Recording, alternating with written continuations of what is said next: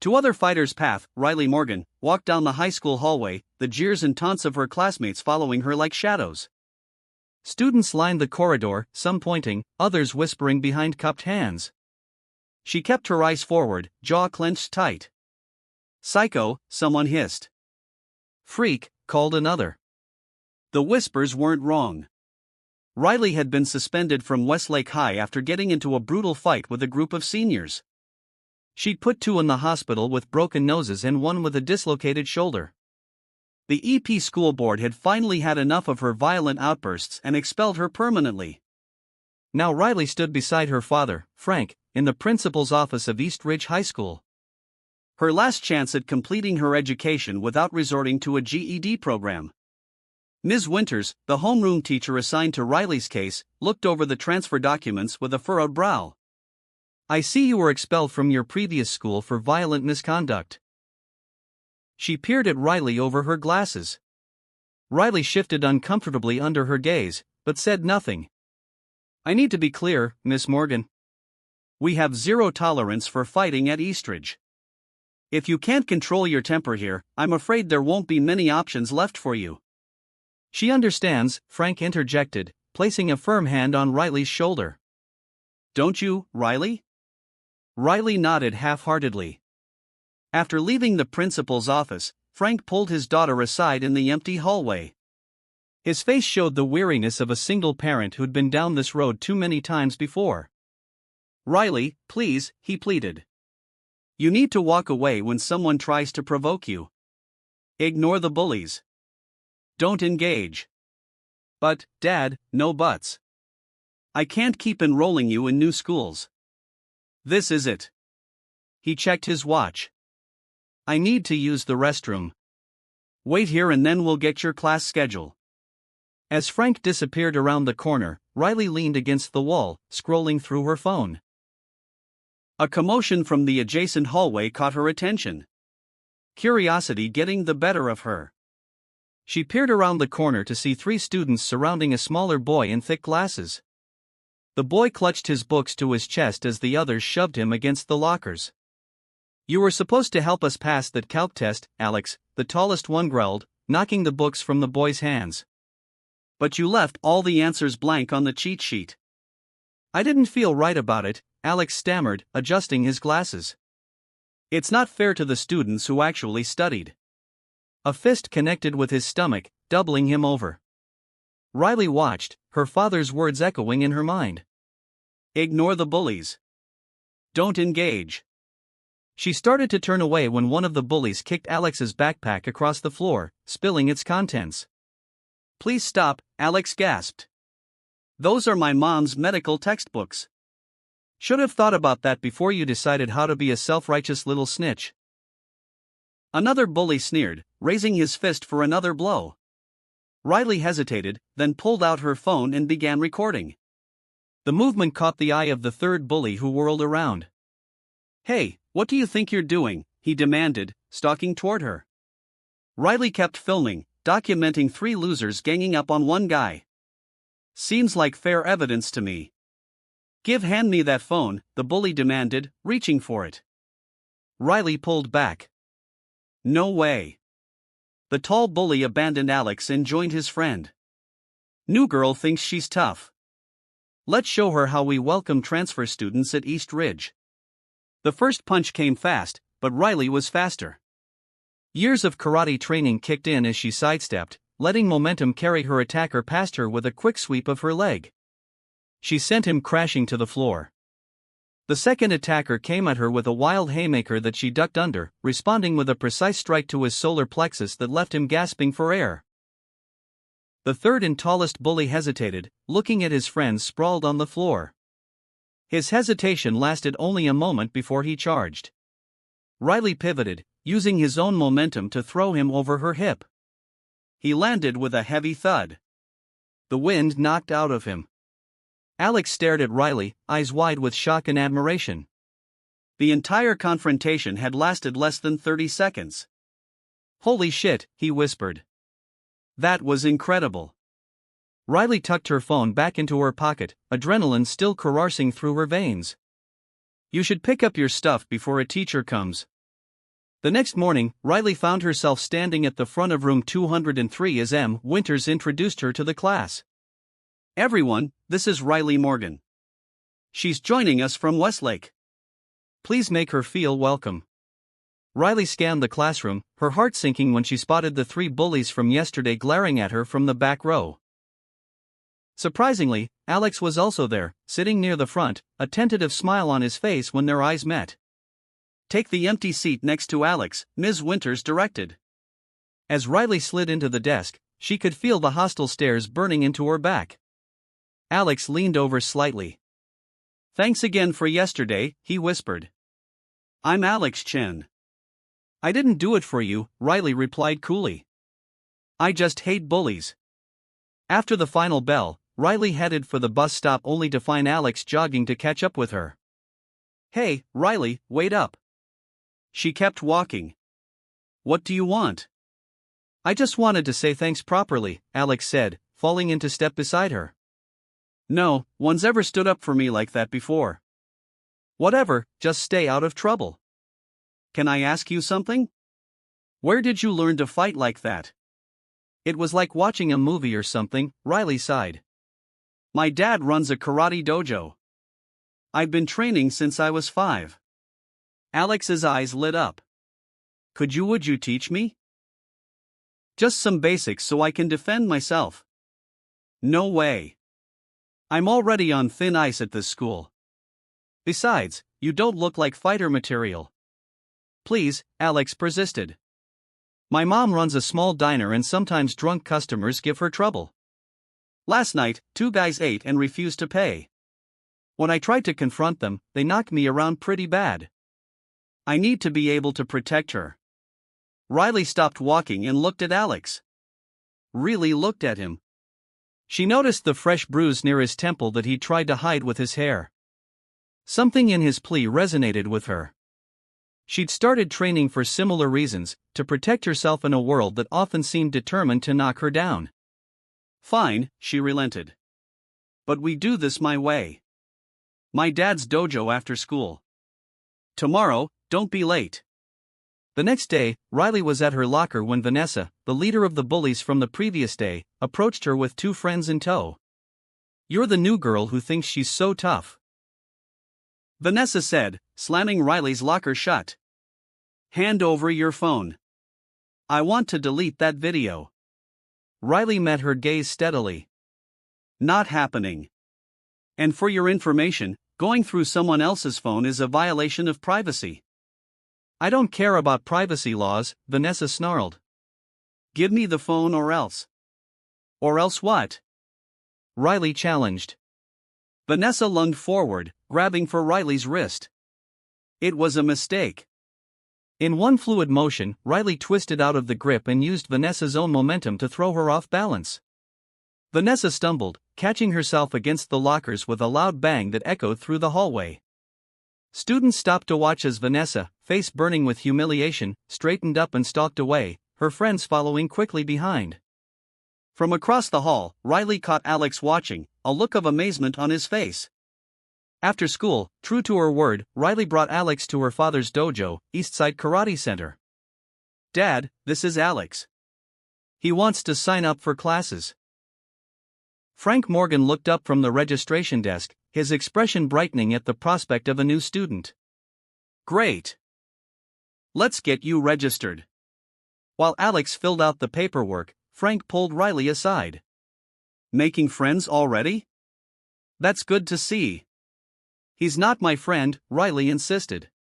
"He just needs to learn how to defend himself." Frank smiled knowingly, "If you say so." Alex's first lesson was brutal. Frank had him practice leg splits until Alex thought his groin muscles might tear. By the end of the session, he could barely walk. "Same time tomorrow," Frank called as Alex limped toward the door. "I'll die if I have to do that again," Alex groaned to Riley as they left the dojo. "No pain, no gain," she replied. But there was a hint of amusement in her voice. The next day, Riley was summoned to the student council office during lunch. Inside, she found Vanessa, another boy named Tyler, and the student council president. Jason Sullivan, we've received a complaint about you assaulting other students, Jason said sternly. That's not what happened, Riley countered. They were bullying Alex Chen. And then they tried to attack me when I recorded it. I defended myself. Is this true? Asked Tyler, looking at Vanessa. Vanessa squirmed under his gaze, but didn't deny it. I see, Tyler said, turning to Jason. Sounds like Vanessa's group started it, not Riley. Jason frowned. That doesn't change the fact that fighting is against school rules. Self-defense isn't fighting, Tyler argued. I think we're done here, he nodded to Riley. You can go. As Riley left, she heard Jason hissing at Tyler. What the hell was that? You can't just dismiss her.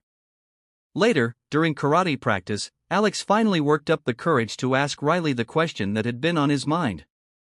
Why do you keep to yourself so much? You're smart, tough, pretty. You could have lots of friends if you wanted. Riley paused in her stretching routine. I don't want people in my life who can walk out whenever they feel like it. Friends are temporary. Eventually, everyone leaves. Not the memories, though, Alex counted thoughtfully. Those stay with you, good or bad. They become part of who you are. Riley didn't respond, but Alex's words lingered in her mind long after practice ended. That night, Jason hosted a party at a local burger joint to welcome back Brett Peterson, who had been suspended for bullying freshmen. The group, Jason, Vanessa, Tyler, and several other student council members, crowded around a table as Brett regaled them with stories of what he'd been doing during his suspension. Tyler sat quietly, clearly uncomfortable with the rowdy atmosphere. When the others started planning their next prank on the freshmen, Tyler excused himself to get some air. Jason followed him outside. What's your problem tonight? Jason demanded. This isn't what student council is supposed to be about, Tyler replied.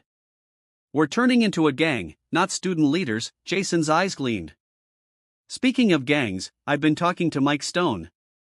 He runs the downtown crew. You can't be serious, Tyler said. August. Those guys are dangerous, Jason. They deal drugs, rob stores. They also have connections and protection, Jason interrupted. Mike says I just need to pay the entry fee and I'm in. This is insane, Tyler argued. You're throwing away your future. Jason just shrugged. The decision's already made. I've almost got the money together. The next day, Mike Stone himself showed up at East Ridge, sauntering into the student council office like he owned the place. Tall and intimidating with a scar running through his eyebrow. He commanded attention. So, you're the kid who wants to join up, Mike said, eyeing Jason. You got my money? Almost, Jason replied nervously. Just need a few more days? Mike nodded, then turned his attention to Tyler. And you must be the boxer I've heard about, Tyler, right? Tyler stiffened. How do you know about me? Word gets around. I saw your championship fight last year. You've got serious talent. Mike smiled. But it didn't reach his eyes. For you, I'd waive the entry fee. Having a boxer in our crew would be valuable. I'm not interested, Tyler said firmly. Think about it, Mike insisted. You'd have respect, protection, money. What else could you want? A clean record and a future, Tyler replied, walking out of the office. Frustrated by his inability to pay the gang entry fee and angered by Tyler's rejection, Jason lashed out. Brett, he ordered. Bring me that Alex, kid. I need to blow off some steam. Brett grinned maliciously with pleasure. In the school hallway, Alex was gathering books from his locker when Brett and another bully approached him. Council wants to see you, nerd. Brett sneered, grabbing Alex's arm. In his mind, Alex imagined himself executing a perfect counter-move just as Riley had shown him. He saw himself striking with precision, sending the bullies running in fear. Reality was much harsher. When Alex tried to break free, Brett easily overpowered him, slamming him against the lockers as they began to drag him away. Tyler appeared. Let him go, Tyler commanded. Stay out of this, Tyler, Brett warned. Jason's orders. I don't care whose orders they are, Tyler replied, stepping forward. Brett released Alex to confront Tyler, but before the situation could escalate further, Brett's buddy spotted Riley approaching. Guys, it's her, the karate girl, he warned. Riley walked up to Alex, ignoring the tension. Ready for practice? My dad's waiting. As she led Alex away, Brett made one last attempt to assert dominance. He grabbed Riley's shoulder from behind. It was a critical mistake. In one lightning-fast movement, Riley grabbed his wrist, twisted it behind his back, and forced him to his knees. Touch me again, she whispered in his ear. And you'll need more than a suspension to recover. She released him and continued walking with Alex, leaving Brett nursing his wrist and his wounded pride. Tyler, impressed by her skills and courage, jogged to catch up. That was amazing, he said. Where are you guys going? Karate practice, Alex replied. Tyler hesitated, then asked, would it be okay if I joined you? Riley eyed him suspiciously. Why, so you can report back to your bully friends? No, Tyler said earnestly. I want out of that group. I want to learn how to defend myself without hurting others like you just did. Riley studied him for a moment, then shrugged. It's your funeral. At the dojo, Frank was surprised to see not one but two new faces accompanying Riley. The more the merrier, he said, handing Tyler a registration form. Unlike Alex, who wanted to learn offensive techniques to protect his mother, Tyler expressed interest only in defensive moves. When Riley questioned him about it, Tyler explained, I used to box competitively. I know how to hurt people. What I need to learn is restraint. As the days passed, an unlikely friendship formed between Riley, Alex, and Tyler. Each afternoon, they trained together at the dojo, pushing each other to improve.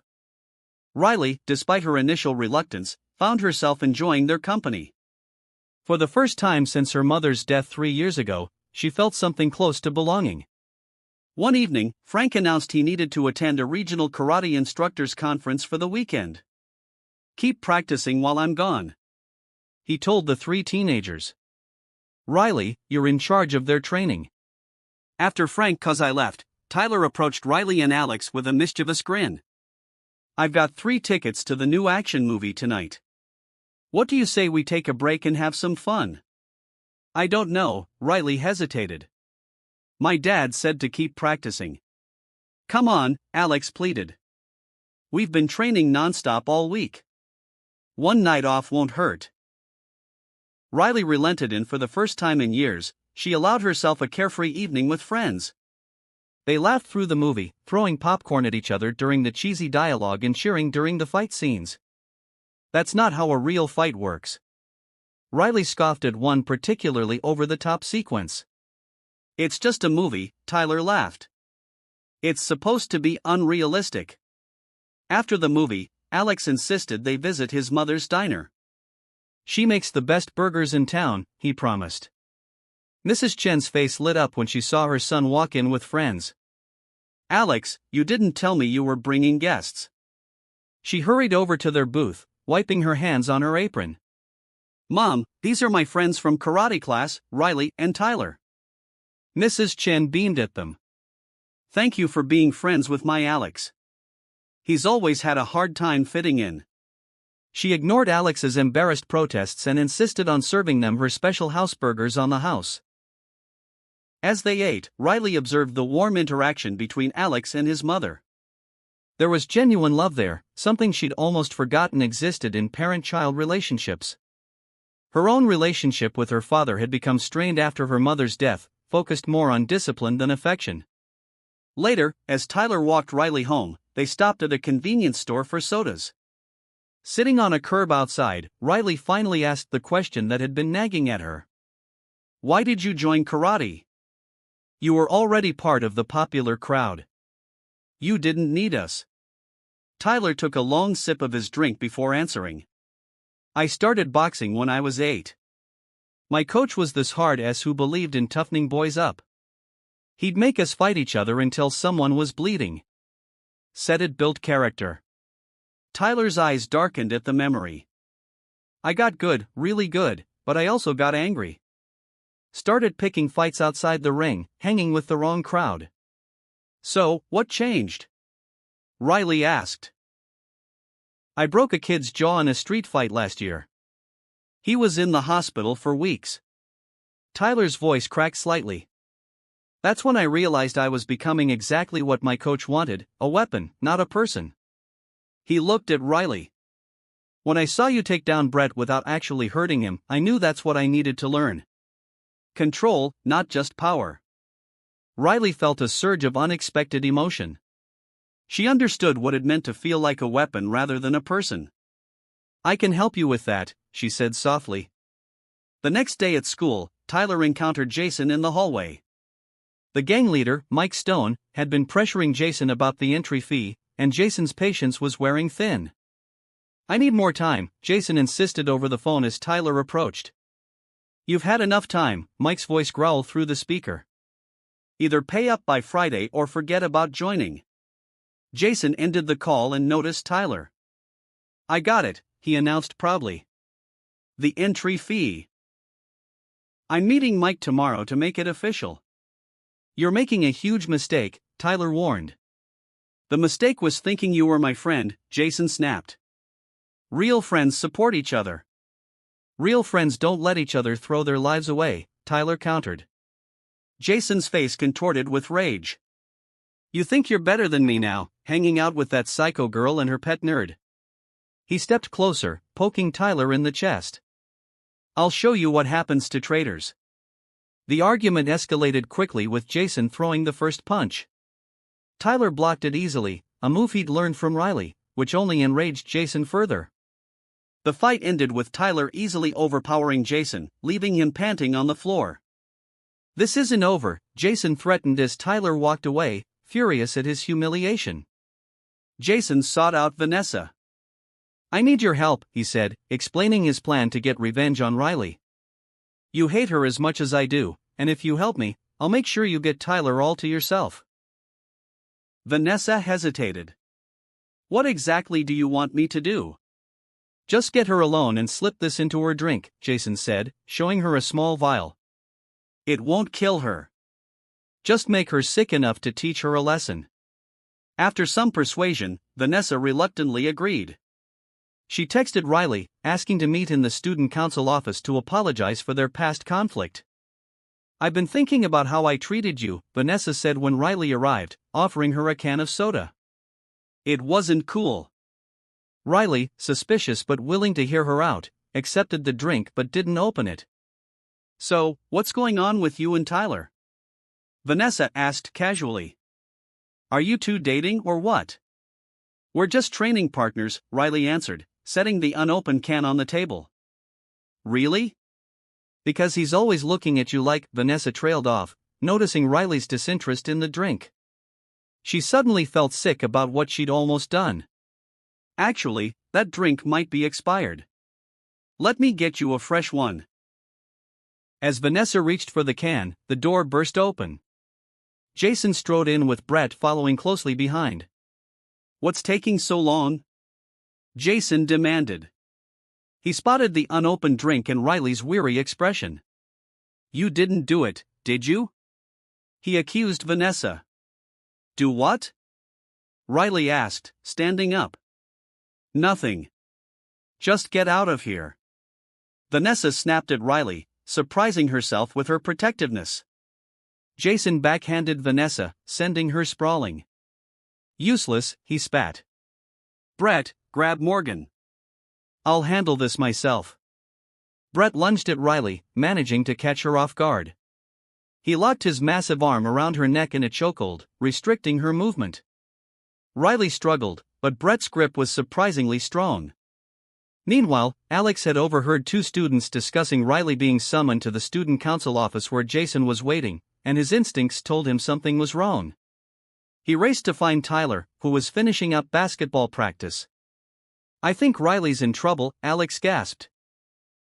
Tyler didn't hesitate. He called Jason's cell phone, which was answered on the second ring. Where's Riley? Tyler demanded. Jason's laugh sent chills down Tyler's spine. If you want to see your karate girlfriend again, you and the nerd better get to the gym alone. No teachers. Tyler and Alex sprinted to the gymnasium, only to find it dark and seemingly empty. As they ventured further inside, the heavy doors slammed shut behind them. The lights flickered on, revealing Brett and several other members of Jason's crew surrounding them. Glad you could make it. Brett sneered. Jason's finishing up with your friend. Tyler's combat instincts kicked in. Alex, remember what Riley taught you. Back-to-back defensive stance. The two positioned themselves as they'd practiced facing outward against their opponents. The first attacker charged at Tyler, who sidestepped and used the boy's momentum to throw him to the ground. A move Riley had drilled into him repeatedly. Alex faced his own challenger, his hands trembling slightly, but his stance solid. When the bully swung, Alex blocked and countered with a precise strike to the solar plexus, just as Riley had shown him. To his amazement, his attacker doubled over, gasping for breath.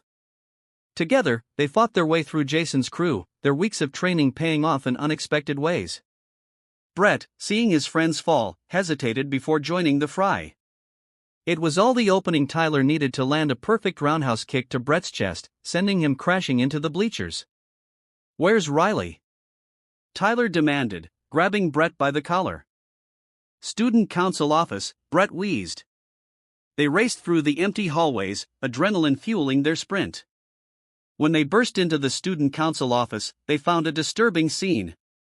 Riley tied to a chair, a thin trickle of blood running from her split lip, and Jason pacing before her.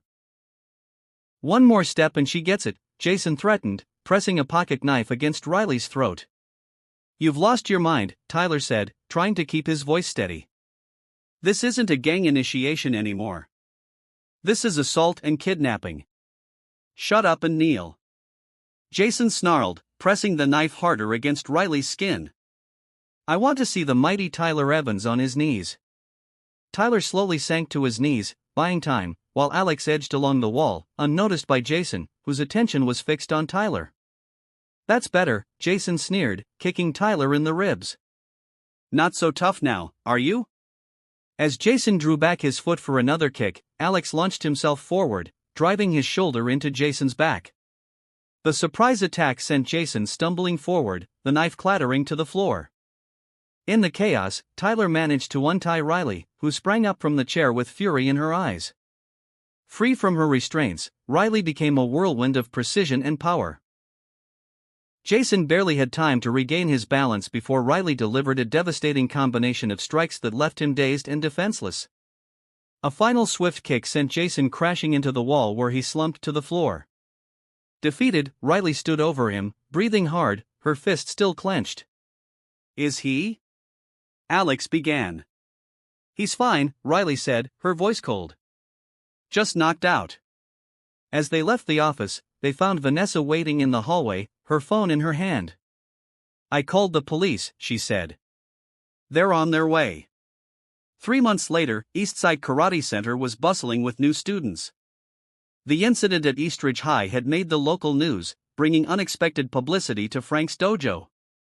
The story of Riley, Tyler, and Alex standing up to bullies had inspired many students, particularly girls, to sign up for self-defense classes. Frank watched proudly as Riley led a group of new female students through basic blocking techniques. In the corner, Alex helped a younger boy perfect his stance while Tyler demonstrated a defensive throw to another group. Remember, Riley told her class, karate isn't about hurting others. It's about protecting yourself and the people you care about. Her eyes met Tyler's across the room, and they shared a smile. In the aftermath of the confrontation, both Jason and Brett had been expelled and faced juvenile detention. The school had implemented a strict anti-bullying program, with Tyler serving on the committee. As for Riley, she had finally found her place, not as a loner with a chip on her shoulder, but as a leader and teacher. The anger that had defined her for so long had transformed into purpose. After class, as the last students filed out, Riley, Tyler, and Alex sat together on the training mats, exhausted, but content. My mom wants you guys to come for dinner tonight, Alex said. She's making her famous lasagna. I'm in, Tyler replied. Riley. Riley looked at her friends. Yes, friends. And nodded. Wouldn't miss it. Outside the dojo window the afternoon. Sun cast long shadows across the parking lot. A new day was ending, but for Riley Morgan, a new chapter was just beginning. The path of the fighter, she had learned, wasn't always about the battles you fought, but about the people you chose to fight for. By the way, Alex said as they gathered their gear. Did you guys hear about the tournament next month? I was thinking, maybe we could enter as a team, Riley laughed, a sound that had once been rare, but was becoming more frequent. You think you're ready for that? With you two as my training partners? Absolutely. As they walked out into the fading daylight, Riley felt a sense of peace she hadn't experienced in years. The lessons of the dojo, discipline, respect, and courage had extended far beyond the physical techniques, teaching her that true strength came not from standing alone, but from standing together. And for the first time since her mother's death, Riley Morgan felt truly strong.